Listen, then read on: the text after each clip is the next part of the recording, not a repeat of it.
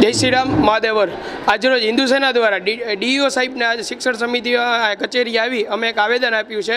Patel colony વિસ્તારમાં ભવન્સ નામની એક ખાનગી શાળામાં વિદ્યાર્થીઓને જય શ્રી રામ અને મહાદેવર બોલવા પણ માર મારવામાં આવે છે તથા સજા આપવામાં આવે છે. તો આ કેટલી હદે યોગ્ય છે?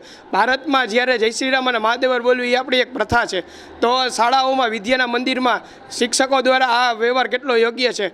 જો આ કાર્ય ઉપર યોગ્ય કાર્યવાહી નહીં થાય તો હિન્દુ સેના ઉગ્રથી ઉગ્ર આંદોલન કરશે ભવન સ્કૂલમાં, અને આની તમામ જવાબદારી ત્યાંના જુનિયર પ્રિન્સિપાલ ક્લોરા મેડમ અને વિદ્યાર્થીને માર મારવામાં જે શિક્ષિકાએ માર માર્યો તે રાખી મેડમની રહેશે. જય શ્રી રામ.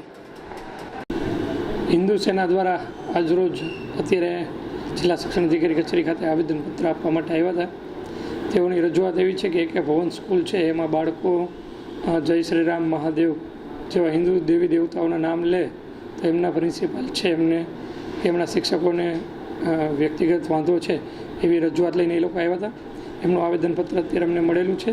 આવેદનપત્રનો અભ્યાસ કરી અને જે બાળકોની કે જે વાલીઓની રજૂઆત છે અને હિન્દુ સેનાની જે રજૂઆત છે એ બાબતે અમારા અધિકારીઓ સ્થળ ઉપર જઈને તપાસ કરશે, અને જે કાંઈ વ્યક્તિઓ એની અંદર હશે એમને આપણે તપાસને અંતે યોગ્ય કાર્યવાહી નિયમ પ્રમાણે કરવામાં આવશે.